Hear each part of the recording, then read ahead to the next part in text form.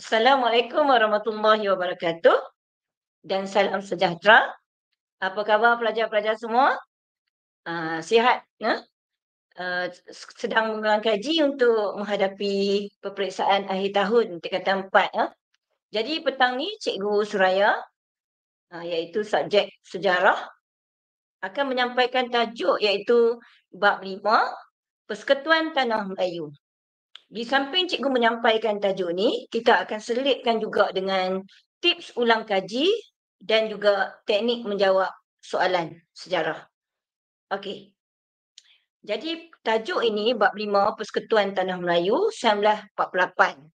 Ada 3 subtopik yang perlu pelajar beri tumpuan. Iaitu yang pertama, faktor pembentukan Persekutuan Tanah Melayu 1948. Yang kedua, ciri-ciri Persekutuan Tanah Melayu 1948 dan juga kesan Perjanjian Persekutuan Tanah Melayu 1948. Okey, kita mula dengan tajuk yang pertama iaitu faktor pembentukan Persekutuan Tanah Melayu 1948. Ada 3 faktor utama, iaitu yang pertama, penentangan orang Melayu terhadap Melayu Union. Yang kedua, sebab apa berlakunya pembentukan Persekutuan Tanah Melayu 1948 ni, iaitu cadangan Raja-Raja Melayu dan UMNO. Dan yang ketiga, faktor pembentukannya ialah sokongan daripada pentadbir British. Ini adalah yang cikgu highlightkan kuning tu adalah isi utama ataupun kita kenali sebagai fakta. Kemudian ada huraian. Cuba kita tengok huraian penentangan orang Melayu terhadap Melayu Union. Orang Melayu, Raja Melayu dan cendekiawan Melayu serta UMNO menentang kerana Melayu Union akan memberi kesan buruk kepada raja dan orang Melayu. Yang kedua, ahli parlimen British menyaksikan bantahan orang Melayu terhadap Melayu Union dan menyatakan akan berlaku huru-hara sekiranya Melayu Union diteruskan. Jadi yang cikgu highlightkan hitam tu adalah isi utama dia ataupun kata kunci. Kita kenali sebagai kata kunci. Ini satu kaedah untuk mengingat fakta sejarah, iaitu dengan mengingat kata kunci. Okey, faktor yang kedua adalah cadangan Raja-Raja Melayu dan UMNO. Cadangan Raja Melayu ada 5, pelajar-pelajar sekalian. Iaitu cadangan yang pertama, penubuhan persekutuan bertaraf naungan, bukan jajahan. Yang kedua, Raja Melayu mencadangkan perjanjian baharu menggantikan Melayu Union. Yang ketiga, cadangan Raja Melayu adalah jawatan Pesuruhjaya Tinggi menggantikan jawatan Gubernur. Yang keempat, dicadangkan juga Raja berkuasa dalam perundangan. Dan yang kelima, perkataan negeri Melayu mesti muncul dalam persekutuan yang baru. Kemudian, faktor yang ketiga adalah sokongan pentadbir British, iaitu sebab apa pentadbir British menyokong pembentukan Persekutuan Tanah Melayu? Yang pertama, kerana pembentukan Persekutuan Tanah Melayu akan mewujudkan keamanan, kestabilan dan kemajuan ekonomi. Yang kedua, pembentukan Persekutuan Tanah Melayu akan mendorong pelabur luar melapor ke negara kita. Yang ketiga, British ingin melaksanakan dasar dekolonisasi yang dicadangkan PBB dalam Piagam Atlantik. Dasar dekolonisasi adalah negara-negara jajahan digalakkan supaya membebaskan tanah jajahan. Kemudian, di antara pentadbir British yang menyokong pembentukan Persekutuan Tanah Melayu ni ialah Sir Edward Gen, Sir Malcolm Macdonald dan Sir Ralph Horn. Jadi ini semua adalah faktor pembentukan Persekutuan Tanah Melayu 1948. Okey, kita pergi kepada latihan terus pelajar-pelajar. Iaitu dalam mata pelajaran sejarah SPM, kertas soalan sejarah SPM, ada soalan objektif yang terkandung dalam kertas 1. Okey, kita cuba kita bersama-sama membuat latihan objektif. berkaitan dengan Persekutuan Tanah Melayu. Dan soalan yang pertama, jadual berikut menunjukkan perubahan sistem pemerintahan di negara kita. 1946, Melayu Union. 1948, Persekutuan Tanah Melayu. Mengapakah Melayu Union diganti dengan Persekutuan Tanah Melayu pada tahun 1948? Jadi ini tipsnya pelajar. Kalau dapat kertas soalan objektif, pelajar mesti highlight apakah kata tugas soalan dia. Soalannya bertanya, mengapakah? Jadi kalau mengapa, soalan ni dia perlukan jawapan sebab. Dia nak sebab.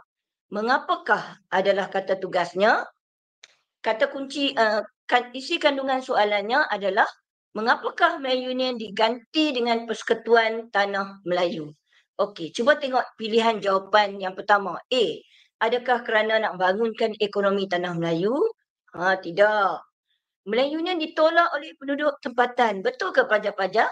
Tadi kita dah tengok ada 3 faktor utama pembentukan Persekutuan Tanah Melayu. Salah satunya adalah tentangan orang Melayu terhadap Melayu Union. Jadi jawapannya, kita tengok soalan C pula pelajar. Menyatu padukan penduduk Tanah Melayu. Salah. Menyekat campur tangan kuasa luar. Salah. Jadi jawapan yang betul adalah B. Melayu Union ditolak oleh penduduk tempatan. Soalan yang kedua. Jadual satu berikut menunjukkan sistem pemerintahan di negara kita. Persekutuan Tanah Melayu 1948. Mengapakah perubahan tersebut berlaku? Mengapakah Persekutuan Tanah Melayu diperkenalkan? Jadi kita highlight Persekutuan Tanah Melayu. Mengapakah perubahan tersebut berlaku? Okey. Kebangkitan orang Melayu. Ya, terus jawapannya A. Kebangkitan orang Melayu. Sebab orang Melayu menyokong dan menentang menentang Melayan Union. Membangunkan ekonomi. Salah. Menyatu padukan pelbagai kaum. Salah. Penentangan orang dagang. Lagi salah pelajar. Jadi jawapannya A. Soalan ketiga, maklumat berikut berkaitan dengan pertemuan di antara pegawai tinggi British dengan Raja Melayu di Kuala Kangsar, Perak. Apakah tujuan diadakan pertemuan tersebut? Okey, pertemuan ni di mana Raja-Raja Melayu telah membuat beberapa cadangan, iaitu pembentukan Persekutuan Tanah Melayu. Jadi apakah tujuan diadakan pertemuan tersebut? Okey, cuba tengok pilihan jawapannya. Okey, mengukuhkan kedudukan Raja Melayu. Salah. Merundingkan kemerdekaan. Lagi salah. Ni tahun 1946. Belum ada lagi cadangan untuk kemerdekaan. Menyelesaikan konflik berkaitan Melayan Union. Jadi jawapannya adalah C. Membincangkan perlembagaan Persekutuan Tanah Melayu. Belum lagi. Okey, seterusnya soalan yang keempat. Mengapakah pentadbir British menyokong konsep persekutuan dalam Persekutuan Tanah Melayu 1948? Jadi kata kuncinya mengapakah pentadbir British sokong konsep persekutuan dalam Persekutuan Tanah Melayu? Okey, terus jawapannya A, mewujudkan keamanan seperti yang kita tengok dalam nota sebentar tadi kan. B, menguntungkan penjajah. Salah. C, mengukuhkan kuasa British. Salah. D, menyedari kesilapan lampau. Salah. Okey, jadi jawapannya A. Soalan yang kelima, British perlu melaksanakan dasar dekolonisasi selepas Perang Dunia Kedua. Dekolonisasi ni adalah membebas negara-negara penjajah, membebaskan tanah jajahan. Mengapa British berbuat demikian? Melicinkan pentadbiran. Salah. Mematuhi piagam Atlantik. Ya, dia mematuhi piagam Atlantik. Mengelakkan penentangan. Salah. Merangka untuk kemerdekaan. Salah. Jadi jawapannya mematuhi piagam Atlantik. Soalan ke-6. Mengapakah konsep Persekutuan Tanah Melayu turut disokong oleh pentadbir British di Tanah Melayu? Jadi kata tugasnya adalah mengapa. Jadi dia nak sebab lagi. Mengapakah konsep Persekutuan Tanah Melayu disokong oleh pentadbir British? Menggalakkan kemajuan ekonomi. Ya, betul. Mewujudkan keamanan. Ya, wujudkan keamanan. Jadi jawapannya 1 dengan 2. 3 tu menghormati tuntutan Raja Melayu. Bukan. Menyediakan tanah Melayu ke arah kemerdekaan. Bukan lagi. Jadi jawapannya ialah 1 dan 2. Soalan ketujuh, senarai berikut menunjukkan pegawai tinggi British yang berkhidmat di tanah Melayu. Sir Edward Gen, Malcolm McDonald, Sir Ralph Horn. Apakah peranan mereka sehingga terbentuknya Persekutuan Tanah Melayu 1948? Jadi ini tokohnya. Soalan ini berkaitan tokoh. Apakah kata tugasnya, apakah peranan mereka? Okey. Jadi menentang pelaksanaan Melayu Union, bukan. Merangka perjanjian Persekutuan Tanah Melayu, bukan. Menyokong pembentukan Persekutuan Tanah Melayu, ya betul. Nah, jawapannya C. Mencadangkan pelibatan Raja Melayu dalam pentadbiran pusat, bukan. Jadi jawapannya C. Dan soalan terakhir untuk objektif, Perjanjian Persekutuan Tanah Melayu 1948 ditandatangani pada 21 Januari 1948 membawa kepada penubuhan Persekutuan Tanah Melayu. Mengapakah Raja Melayu bersetuju menandatangani perjanjian tersebut? Dasar dekolonisasi? Salah. Taraf naungan dikembalikan? Ya. Syarat kewarganegaraan dilonggarkan? Ya. Jawatan Yang di-Pertuan Agong diwujudkan, bukan lagi. Jawatan Yang di-Pertuan Agong diwujudkan tahun 1957. Nah. Okey, jadi jawapannya 2 dan 3. Okey, itulah dia contoh soalan objektif untuk soal tajuk Persekutuan Tanah Melayu 1948. Jadi ini sedikit tips yang cikgu bagi untuk skor kertas 1 pelajar-pelajar. Nah. Jadi amalkanlah, practice makes perfect. Banyak-banyak buat latihan akan menjadikan kamu lebih baik lagi dalam kertas pemarkahan kertas 1. Banyakkan latihan. Kalau boleh buat latihan topikal, ikut bab. Nah, ikut bab. Dan latihan mestilah berulang. Berulang maksudnya mungkin satu set soalan tu kamu buat 2 atau 3 kali dan pastikan semua jawapan betul dan mesti rujuk buku teks untuk mendapatkan jawapan. Okey, itu untuk kertas 1. Okey, kita pergi tajuk yang kedua iaitu ciri-ciri Persekutuan Tanah Melayu 1948. Okey, jadi ciri-ciri dibahagikan kepada 4. Ciri yang pertama adalah pentadbiran. Ciri Persekutuan Tanah Melayu dari segi pentadbiran iaitu ada 5. Gabungan 9 buah negeri Melayu dan 2 negeri Selat. Singapura kekal sebagai tanah jajahan British yang berasingan. Pentadbiran diketuai oleh Pesuruhjaya Tinggi yang mempunyai kuasa eksekutif, bertanggungjawab dalam hal kewangan dan hal lain yang mempunyai kepentingan bersama. Ditubuhkan Majlis Mesyuarat Persekutuan dan Majlis Perundangan Persekutuan untuk membantu Pesuruhjaya Tinggi mentadbir. Jadi ada 5 ciri pentadbiran. Yang cikgu highlightkan tu adalah kata kunci dia. Gabungan Singapura diketuai atau ketua kewangan majlis. Okey. Okey. Kemudian ciri yang kedua adalah kuasa Raja-Raja Melayu. Ada 2 huraian dia, iaitu ditubuhkan Majlis Raja-Raja Melayu. Membolehkan Raja Melayu memberi pandangan dalam perkara tertentu. Kemudian Sultan pada peringkat negeri bertanggungjawab mengesahkan rang undang-undang yang diluluskan dalam Dewan Perundangan Negeri. Itu Majlis Raja-Raja Melayu mempunyai kuasa. Yang ketiga, ciri perundangan iaitu Majlis Perundangan Persekutuan diketuai oleh Pesuruhjaya Tinggi British. Bidang kuasa Majlis Perundangan Persekutuan seperti hal ehwal luar, ketenteraman awam, kehakiman, perdagangan, komunikasi dan percukaian. Dan rang undang-undang perlu mendapat perkenan Raja-Raja Melayu melalui Majlis Raja-Raja. Dan ciri yang keempat adalah kewarganegaraan dalam Persekutuan Tanah Melayu. Ada 2 cara untuk mendapatkan kewarganegaraan dalam Persekutuan Tanah Melayu, iaitu secara kuat kuasa undang-undang dan secara pendaftaran. Secara kuat kuasa undang-undang iaitu secara jus soli. Jus soli hanya terbuka kepada rakyat raja dan rakyat British. Okey. Pemohon yang lahir di luar negeri, ayahnya mestilah rakyat raja atau rakyat British. Penduduk asal dari negeri Melayu yang lahir sebelum, semasa dan selepas penubuhan Persekutuan Tanah Melayu. Rakyat raja dan mereka yang telah serasi memahami adat resam dan bertutur bahasa setempat boleh memohon melalui mana-mana undang-undang yang dikuatkuasakan. Secara pendaftaran pula adalah mereka yang dilahirkan di Tanah Melayu dan bermastautin selama 15 tahun hingga 20 tahun dari hari permohonannya. Dan syaratnya mesti mempunyai tingkah laku yang baik, tiada rekod jenayah, kuasai bahasa Melayu dan bahasa Inggeris dan bersetuju taat setia kepada Persekutuan Tanah Melayu. Okey. Jadi ini dia. Kita terus kepada soalan struktur pelajar-pelajar. Soalan struktur 10 markah pelajar. Dan dia dipecahkan kepada beberapa pecahan soalan. Ini pecahan yang pertama A. Nyatakan ciri-ciri pentadbiran Persekutuan Tanah Melayu 1948. Cuba pelajar tengok. Nyatakan.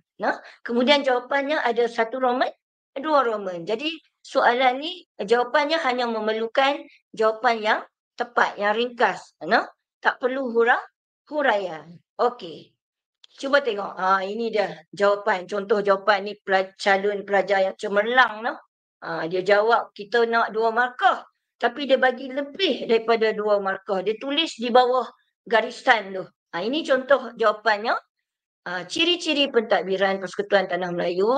Gabungan 9 buah negeri Melayu dan 2 negeri Selat. Singapura kekal sebagai tanah jajahan British yang berasingan.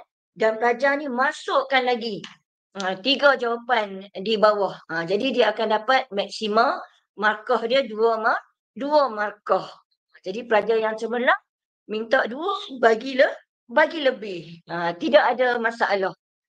Kalau salah dalam mata pelajaran sejarah tidak akan ditolak markah.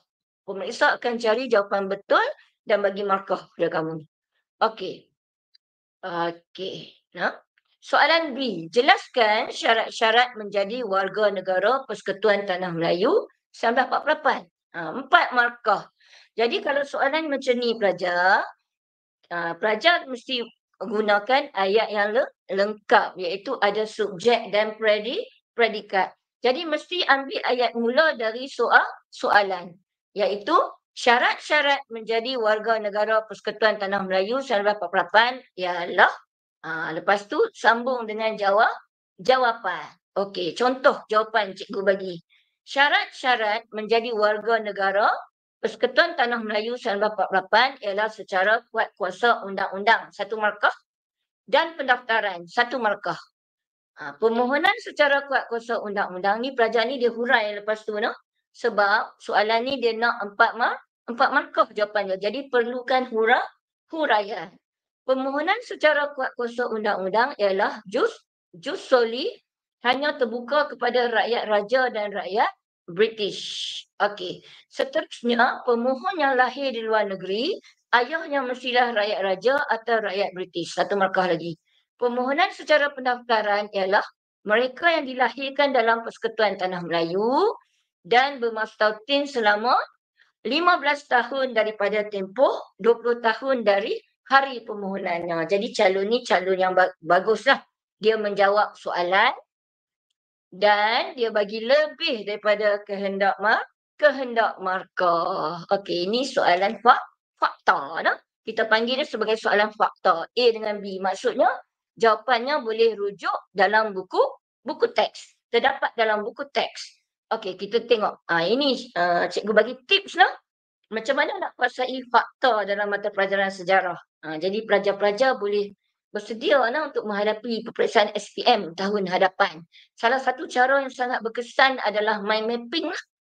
Mind mapping atau peta minda. Cikgu percaya semua pelajar pernah buat mind mapping. Sangat sesuai untuk subjek sejarah. Iaitu di tengah kita letak dia punya persoalan dia. Kemudian kita akan hurai. Kita bagi isi utama. Kemudian daripada satu isi utama kita pecah lagi huraian. Ini satu kaedah menguasai fakta sejarah. Ini dia contoh. Contoh mind mapping ciri-ciri Persekutuan Tanah Melayu 1948 iaitu pentadbiran. Jadi pelajar boleh buat sendiri. Ini kreativiti pelajar masing-masing. Okey. Yang kedua, cara nak kuasai fakta sejarah adalah gunakan cara kuasai kata kunci. Contohnya tadi kan, ciri-ciri Persekutuan Tanah Melayu dari segi pentadbiran. Kata kunci dia gabung, Singapura, ketua, kewangan, majlis. Contoh, gabung. Gabung apa? Pelajar akan tanya, gabung apa? Gabung 9 buah negeri Melayu dan 2 negeri Selat. Singapura. Apa dia Singapura? Singapura kekal sebagai tanah jajahan British yang berasingan. Ketua. Siapa yang jadi ketua Persekutuan Tanah Melayu? Pesuruhjaya Tinggi British. Itu caranya nak kuasai fakta melalui kaedah kata kunci. Okey? Okey, ini soalan kebat lah. Pada pandangan anda, mengapakah Persekutuan Tanah Melayu 1948 diterima oleh orang Melayu? Jadi ini soalan kemahiran berfikir aras tinggi, 4 markah. Dalam soalan kertas 2 sejarah, mesti ada soalan kebat. Soalan struktur ada, soalan esei pun ada soalan kebat. Cuma markahnya berbeza. Jadi kehendak soalan dia tanya mengapakah Persekutuan Tanah Melayu ditubuhkan. Ini soalan kebat. Cikgu nak bagi 2 contoh jawapan dekat kamu. Contoh yang pertama adalah contoh yang pelajar boleh ambil jawapan tu daripada fakta. Boleh dijadikan jawapan kebat juga. Contohnya, ini kita ambil daripada fakta. Jawapan kebat. Ada pelajar pernah tanya cikgu, boleh tak saya nak masukkan jawapan fakta dalam kebat? Boleh sebenarnya pelajar. Kalau dia menepati soalan. Pada pandangan saya, Persekutuan Tanah Melayu 1948 diterima oleh orang Melayu kerana Raja-Raja Melayu mendapat kuasa semula. Satu markah. Iaitu dia hurai, Majlis Raja-Raja Melayu telah dibentuk. Satu markah lagi. Dan membolehkan Raja-Raja Melayu memberi pandangan dalam perkara tertentu.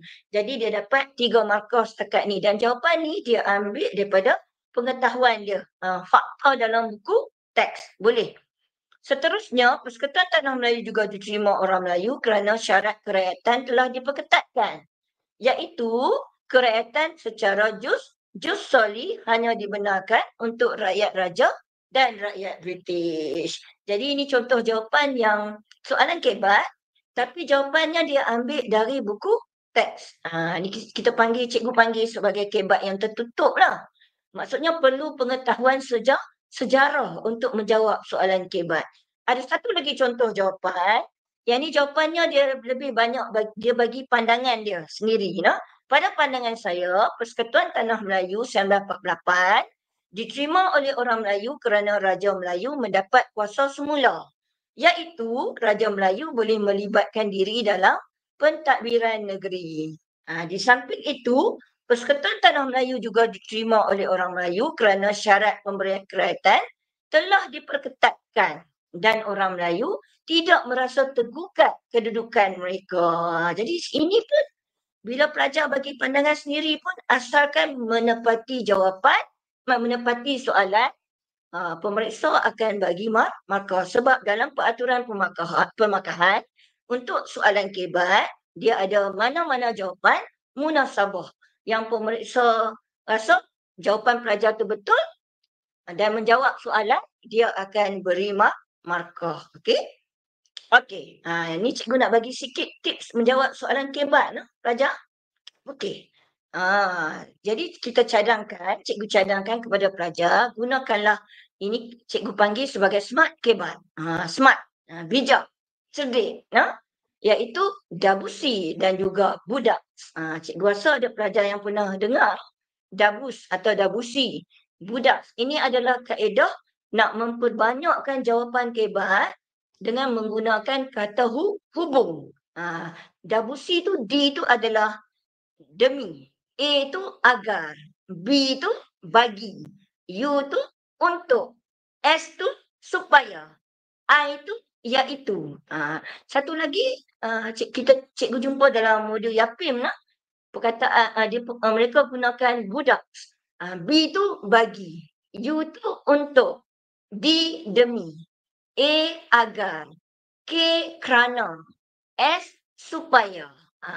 Jadi ini satu cara untuk memperbanyakkan lagi, jawapan kebat kamu tu bagi, dia berkembang, jawapan kebat dia.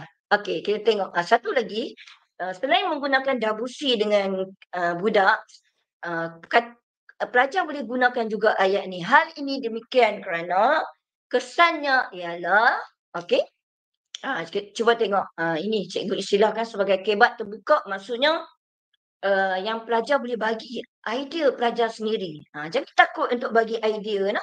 Bagi idea pelajar sendiri. Jangan takut, tulis sahaja. Kalau pemeriksa rasa betul jawapan pelajar tu, pemeriksa akan beri markah. Nah. Kebat terbuka. Contoh, ini contoh soalan SPM. Nah. Bagaimanakah cara untuk menjadikan negara dan bangsa kita lebih cemerlang? 4 markah. Okey, cuba tengok contoh jawapan ni.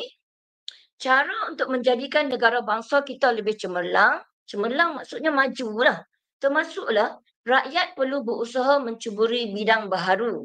Satu markah. Seperti teknologi dan inovasi agar dapat menyumbang pada negara. Kita bagi markah dulu pelajar. Sekejap lagi cikgu akan tunjuk penggunaan dabusi dengan budak. Selain itu, rakyat berbilang kaum haruslah saling hormat menghormati. Satu markah. Dan bersatu padu, satu markah, agar keharmonian negara terjamin, satu markah. Hal ini dapat menarik pelabur dan pelancong negara luar berkunjung ke negara kita. Menarik pelabur, satu markah, kerana melihat keharmonian dan keamanan negara kita. Keamanan, satu markah. Kesannya, ekonomi negara akan meningkat. Ekonomi negara meningkat. Sekaligus menaikkan nama negara ke persada antarabangsa. Menaikkan. Cuba pelajar tengok nah.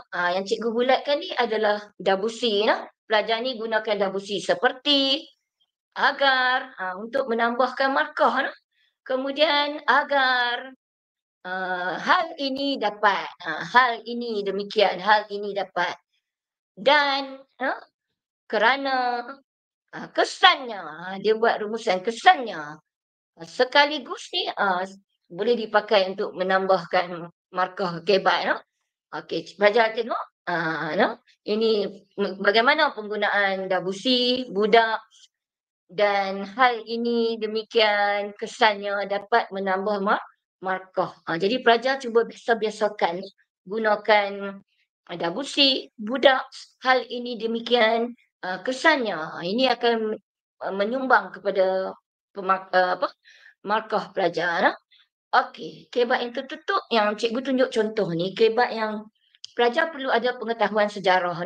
Contoh soalan SPM tahun 2022 iaitu mengenai pemisahan Singapura daripada Malaysia. Soalan C, pada pendapat anda, bolehkah pemisahan tersebut dielakkan? Jadi kalau pelajar dah mengetahui sebab apa Singapura keluar dari Malaysia, jadi pelajar boleh bagi pendapat berdasarkan fakta. Mengapakah pemisahan tersebut bolehkah pemisahan tersebut dielakkan? Jadi soalan ni pelajar boleh jawab sama ada boleh atau tidak boleh. Tapi kena beri alasan yang sesuai, yang bertepatan. Okey, contoh jawapan. Pada pandangan saya, pemisahan tersebut boleh dielakkan. Boleh dielakkan. Boleh dielakkan sebenarnya boleh dapat markah. Satu markah dah di situ dah. Dengan cara perundingan dilakukan antara pemimpin Persekutuan Malaysia dengan pemimpin Singapura. Agar perselisihan faham antara mereka dapat dihapuskan. Perselisihan faham dihapuskan. Dan mereka dapat mencapai kata sepakat untuk menyelesaikan masalah antara mereka. Mencapai kata sepakat.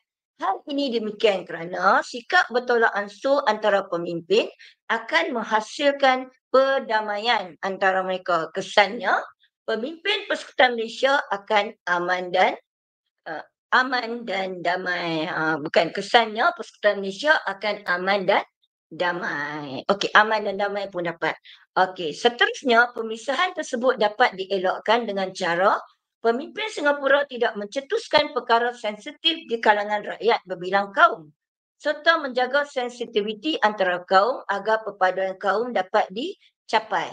Hal ini demikian kerana apabila hubungan yang baik antara kaum terjalin, masyarakat akan hidup dengan harmoni. Kesannya, pertelingkahan dan rusuhan kaum dapat dielakkan. Cuba pelajar tengok lah. Pelajar ni guna dabusi agar dan hal ini demikian kesannya serta agar hal ini demikian kesannya. Ini satu cara lah, pelajar lah, untuk menambahkan markah dalam jawapan kebat. Tapi ini soalan kebat tertutup nah. Cikgu gelar dia sebagai tertutup. Cikgu yang gelar dia sebab dia perlukan pengetahuan sejarah juga untuk menjawab soalan ni lah. Okey, dan satu lagi soalan kebat yang ada stimulus. Stimulus seperti yang di sini poster lah. Ini soalan SPM tahun 2021 lah. Dia keluarkan poster. Jadi dalam poster ni kalau soalan kebat yang ada stimulus seperti poster, ada petikan, ada puisi, ada gambar. Jadi pelajar mesti cari isi tersurat dan isi tersirat. Jangan lupa isi tersurat, isi tersirat. Okey. Cuba lihat poster ni. Isi tersurat yang pertama adalah ada 4 isi tersurat di sini nah. Bersatu kita pertahankan kedaulatan negara, isi tersurat pertama. Isi tersurat yang kedua, jangan membawa sentimen negatif yang boleh menjejaskan kemajuan dan kemakmuran bersama. Isi tersurat ketiga, bersama hentikan wabak COVID-19. Isi tersurat yang keempat, Malaysia prihatinnya ada gambar bendera Malaysia tapi bentuk love. Nah, ada 4 isi tersurat. Okey, jadi pelajar kena cari lagi lebih bakinya adalah isi tersirat. Okey, berapakah isi tersurat dan isi tersirat yang mesti pelajar cari? Sebenarnya pelajar, kalau di sini ada 4 isi tersurat, pelajar boleh cari lagi bakinya 4, 5 atau lebih lah, 6, 7 ke pelajar nak masukkan sebanyak mana isi tersirat lah.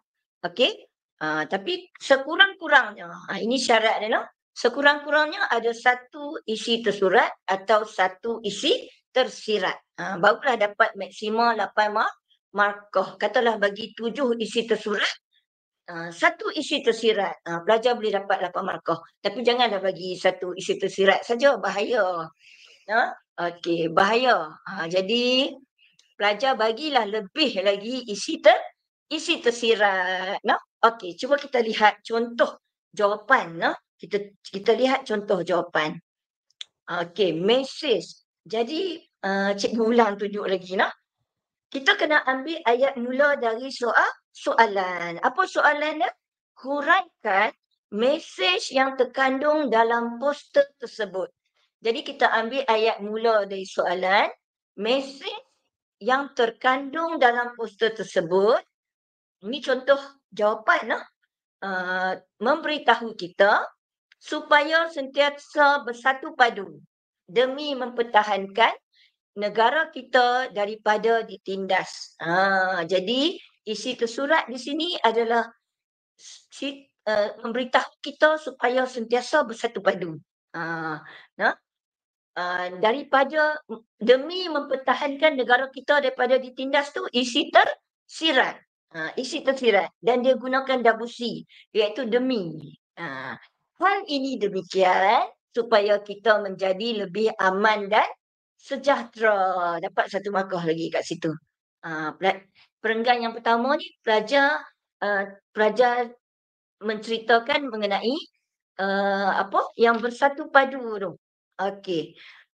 Yang bersatu padu. Cikgu tunjuk nah. Okey, cikgu tunjuk ni. Yang bersatu padu. Bersatu kita pertahankan kedaulatan negara.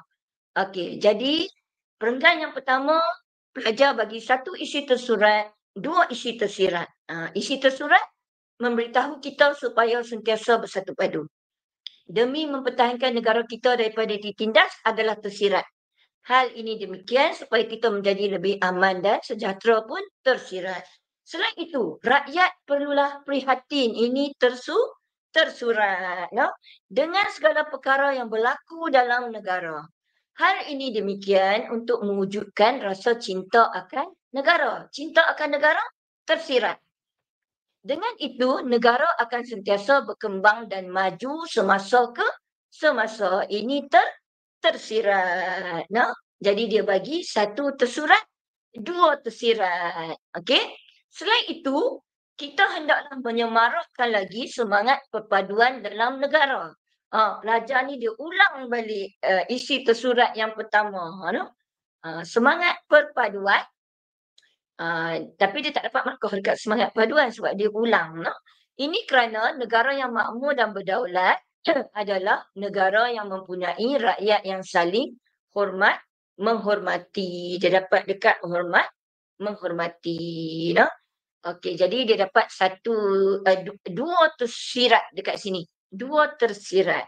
Sebab perpaduan dah disebut sebagai tersurat tadi. Okey, cuba tengok penggunaan Debussy. Demi, no? Kemudian hal ini demikian, no? Kemudian hal ini demikian, no? Dengan itu, ni adalah apa? Penanda wacana, no? Kemudian ini kerana, ini kerana ni seperti hal ini demikian lah. Okey, yang. Dia gunakan yang mempunyai rakyat yang saling hormat menghormati. Jadi ini contoh jawapan calon yang memasukkan isi tersurat dan isi tersirat. Kemudian dia gunakan Debussy, hal ini demikian. Okey. Okey, ada sambungan lagi. Akhir sekali. Kita sebagai rakyat Malaysia tidak boleh membawa perkara yang negatif. Yang ni yang isi tersurat tadi.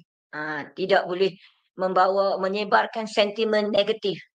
Hal ini kerana perkara tersebut hanya akan menjejaskan keharmonian. Ini tersirat. Dan merosakkan perpaduan rakyat berbilang kaum. Ini pun isi tersirat. Jadi ada satu tersurat, dua tersirat. Kesimpulannya, dia buat rumusan, rakyat Malaysia perlulah melakukan pelbagai usaha untuk memajukan negara dalam apa jua aspeknya. Jadi, calon ni sebenarnya dia dapat markah maksima dia 8 markah. Pelajar. Okey. Ini satu contoh lagi. Ni soalan SPM juga, iaitu kebat yang ada stimulus, iaitu stimulus petikan akhbar mengenai isu ketidakseimbangan pembangunan negeri. Soalannya adalah, jelaskan maklumat yang terkandung dalam petikan tersebut dan kesan terhadap negara sekiranya tidak diatasi. Okey, jadi ada dua bahagian soalan ni. Yang pertama, dia nak pelajar berikan maklumat yang terkandung dalam petikan, isi tersurat. Dan juga yang bahagian kedua adalah soalan ni perlukan kesan terhadap negara sekiranya tidak dapat diatasi masalah ketidakseimbangan pembangunan negeri. Itu tersiratnya. Yang ni dia sebut jelas. Dia nak maklumat, dia nak kesan. Okey. Contoh jawapan. Sama seperti tadi, kita ambil ayat mula dari soalan. Petikan tersebut mengandungi maklumat mengenai ketidakseimbangan pembangunan negeri dan wilayah. Ini isi tersurat. Isu ini terutama di kawasan bandar dan pedalaman sangatlah jelas. Ini juga isi tersurat. Perkara ini dapat mencetuskan perbalahan antara rakyat. Ini kesan. Pelajar ni dia masukkan tersurat, tersirat. Tersurat, tersirat. Dan menjejaskan kemakmuran negara. Ini tersirat. Jadi dua tersurat, dua tersirat. Negeri kategori miskin seperti Kelantan dan Perlis juga perlu dibangunkan seperti Kuala Lumpur dan Selangor. Ini tersurat supaya mereka tidak ketinggalan dan mundur. Ini tersirat. Negara akan turut mundur dan imej negara akan terjejas. Ini tersirat. Jadi dua tersurat, dua tersirat. Dua tersurat, dua tersirat. Pelajar. Okey, ini penggunaan Debussy lah. Dan. Okey. Ini sambungan jawapan calon tadi. Jurang pendapatan yang besar antara golongan kaya dan miskin serta bandar dan luar bandar juga haruslah dihapuskan. Ini tersurat. Supaya dua tersurat. supaya kebajikan semua rakyat terjaga. Ini tersirat kesan dan negara maju serta ekonomi baik. Negara maju, ekonomi baik. Pelajar tengok. Negara maju satu markah, ekonomi semakin baik satu markah dengan penggunaan dabusi iaitu serta. Isu pendapatan antara kaum juga perlu diberi perhatian. Ini isi tersurat. Pendapatan haruslah diselaraskan tanpa mengira kaum. Supaya tiada isu perkauman bangkit. Ini tersirat. Kita tidak mahu peristiwa 13 Mei berulang. Ini tersirat. Ini kesan dah. Perkara ini dapat menghuru-harakan negara. Ini pun tersirat. Jadi, ada 1 tersurat, 4 tersirat. Jadi calon ni memang calon yang cemerlang lah. Ya, dia bagi tersurat, dia bagi 2 tersurat, 2 tersirat. Atau 1 tersurat, 3 tersirat. Okey? Okey, ini penggunaan dabusi ya. Supaya dan supaya. Serta supaya. Okey, itu dia pelajar tips mengenai kebat. Okey? Okey, kita pergi pada semula kepada tajuk Persekutuan Tanah Melayu. Tadi cikgu dah tunjuk contoh-contoh soalan SPM lah. Iaitu soalan apa? Kebat lah.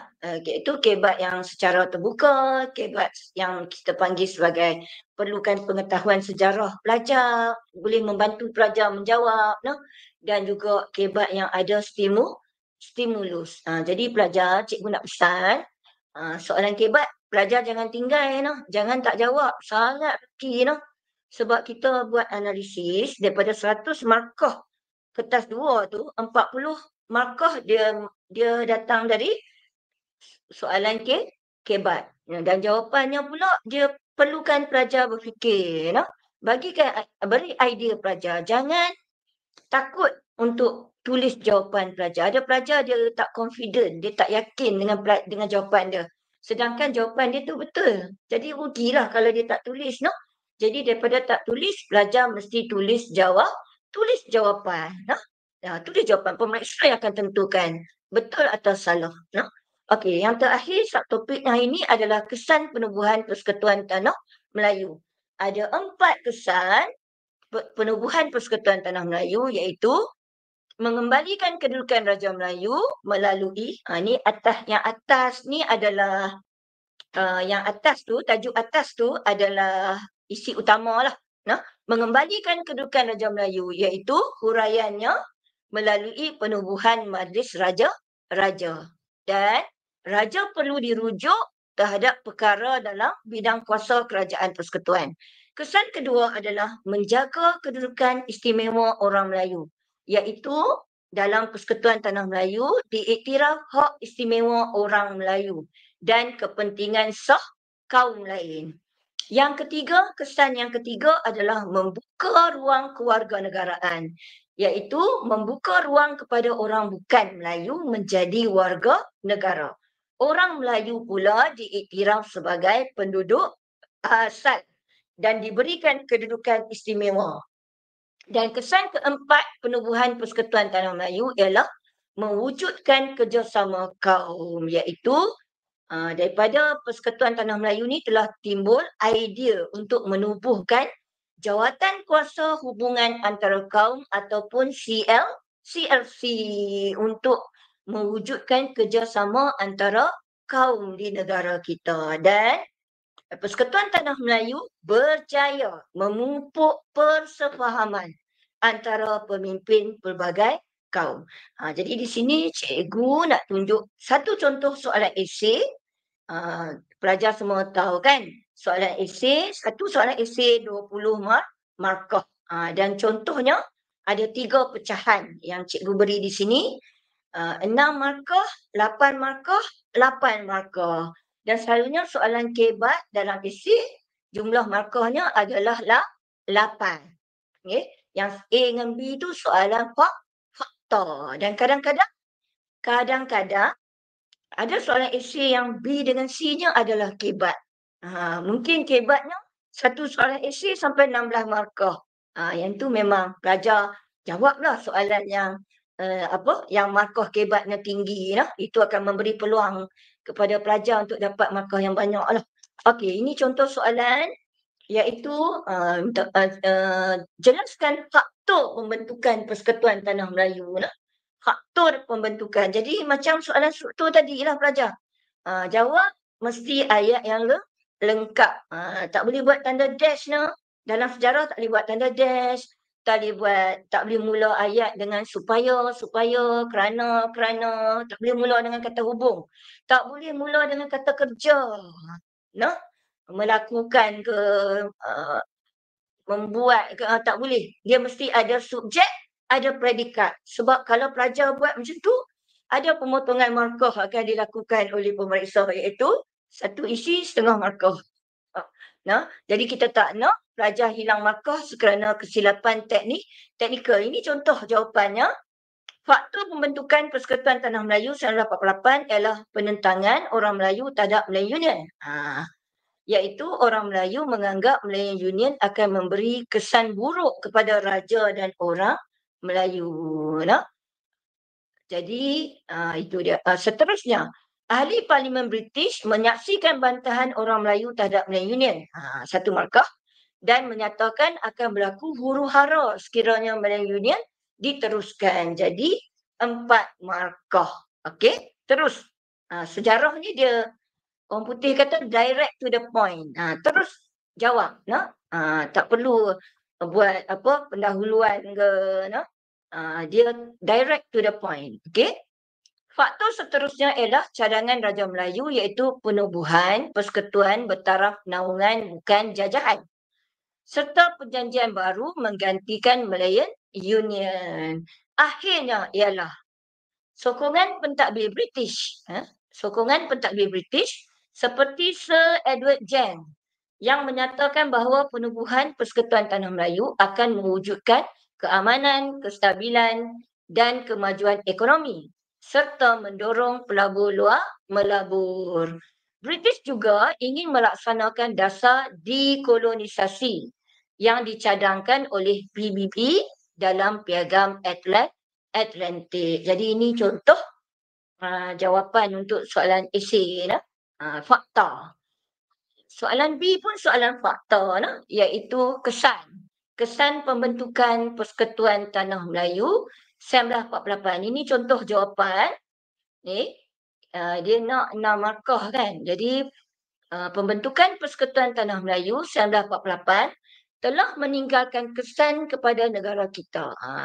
Iaitu mengembalikan kedudukan Raja Melayu, 1 markah. Dengan penubuhan Majlis Raja Melayu, 1 markah. Dan raja perlu dirujuk terhadap perkara dalam bidang kuasa kerajaan persekutuan, 1 markah. Seterusnya, kesannya ialah kedudukan istimewa orang Melayu dijaga dan kepentingan sah kaum lain. Kesan seterusnya ialah pembentukan Persekutuan Tanah Melayu membuka ruang kepada orang bukan Melayu menjadi warga negara. Dan orang Melayu diiktiraf sebagai penduduk asal dan diberi kedudukan istimewa. 1 markah lagi. Akhirnya, kesan pembentukan Persekutuan Tanah Melayu ialah wujud kerjasama kaum dengan penubuhan jawatankuasa hubungan antara kaum yang berjaya memupuk persefahaman antara pemimpin pelbagai kaum. Okey, itu dia contoh jawapan untuk soalan fakta iaitu kesan pembentukan Persekutuan Tanah Melayu 1948. Dan soalan C, soalan kebat, jelaskan kebaikan sistem pemerintahan bercorak persekutuan. Ini pelajar boleh bagi idea atau jawapan pelajar sendiri berdasarkan pengetahuan pelajar tentang sistem persekutuan di negara kita. Okey, ini contoh jawapannya. Kebaikan sistem pemerintahan bercorak persekutuan ialah pentadbiran negara kita ditadbir secara sistematik, 1 markah. Demi mewujudkan keadaan politik yang stabil, 1 markah. Serta mengukuhkan kedudukan ekonomi negara kita, 1 markah. Hal ini demikian kerana keadaan politik yang stabil akan menggalakkan kemasukan pelabur asing, 1 markah.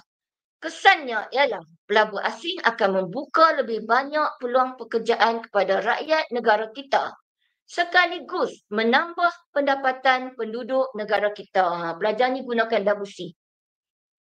Dan juga hal ini demikian kesannya, nah, ini akan menambahkan markah pelajar dalam jawapan kebat.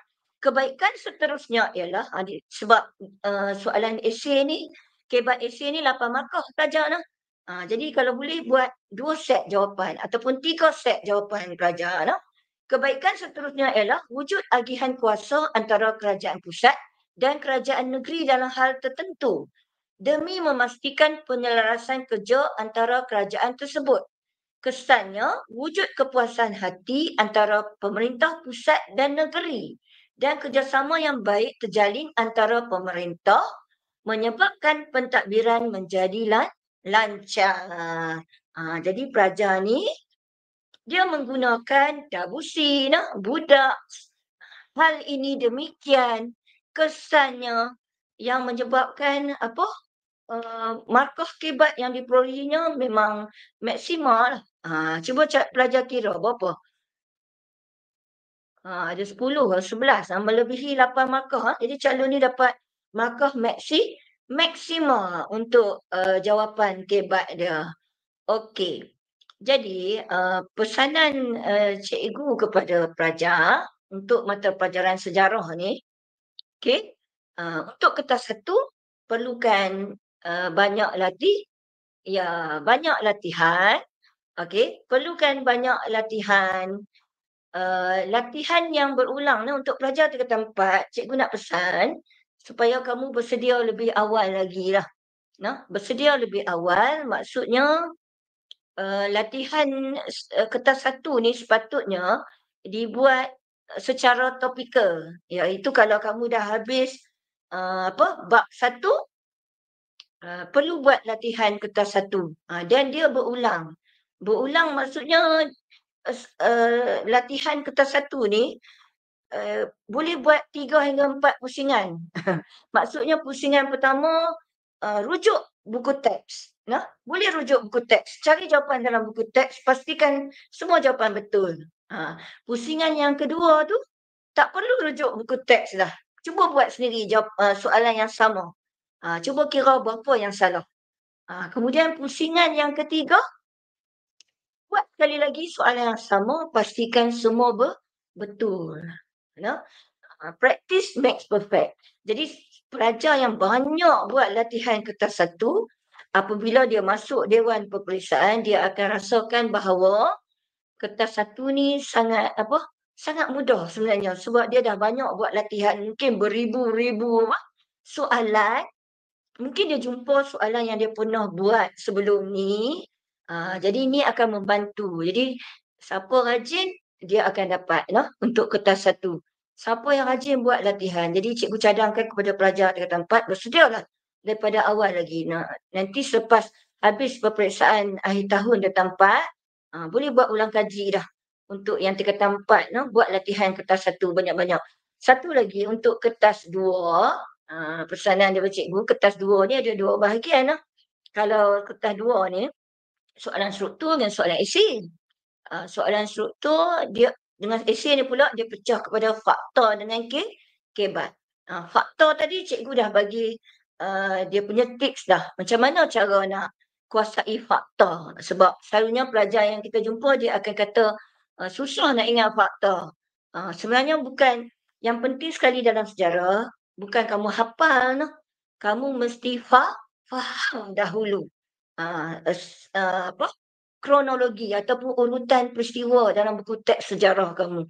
Kalau kamu dah faham, tidak ada masalah untuk kamu ingat. Itu pesanan daripada cikgu. Jangan ingat nak hafal saja buku teks tu. Sedangkan kamu tak faham. Ini akan menyusahkan diri kamu sendiri. Sebenarnya kamu kena faham. Faham nak buat macam mana? Yang pertama mungkin gunakan mind mapping yang cikgu tunjuk tadi. Ubahkan fakta dalam buku teks tu jadi mind mapping. Buat daripada sekarang. Kemudian mungkin guna untuk ingat, untuk hafal tu kata kunci. Ataupun ada satu lagi kaedah dia panggil mnemonik. Mnemonik ni macam contohnya nak ingat kuasa yang terlibat dalam Perang Dunia Kedua. Kuasa paksi. Ingat JIJ, Jerman, Itali, Jepun.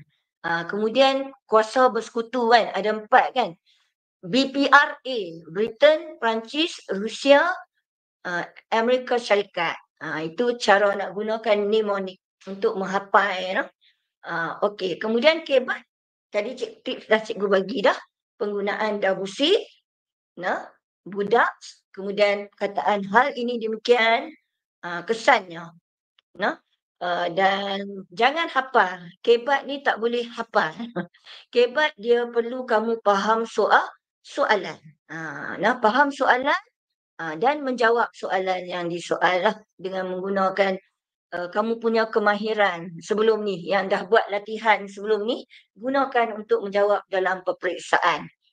Jadi tidak akan ada masalah dalam mata pelajaran sejarah. Okey? Okey. Cikgu rasa ini dia Debussy dah. Ini dia semua yang kita guna sebentar tadi lah. Debussy. Ingat pelajar nak?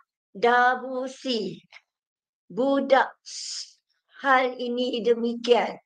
Kesannya. Bila pelajar gunakan ni, dia akan menambahkan markah dalam menjawab soalan kebat. Okey. Okey. Itu sahaja untuk daripada Cikgu Suraya hari ini. Cikgu harap pelajar dapat memahami apa yang cikgu sampaikan hari ini. Cikgu doakan supaya semua pelajar akan berjaya dengan cemerlang dalam peperiksaan yang akan pelajar tempuhi selepas ini. Ingat, sejarah adalah mata pelajaran wajib lulus. BM dengan sejarah mesti lulus untuk mendapatkan sijil. Dan kita tak nak lulus sahaja. Kita nak dapat markah yang cemerlang, iaitu A adalah target untuk mata pelajaran sejarah. Okey, itu sahaja. Cikgu ucapkan ribuan terima kasih. Semoga dapat berjumpa lagi. Sekian, terima kasih. Assalamualaikum warahmatullahi wabarakatuh.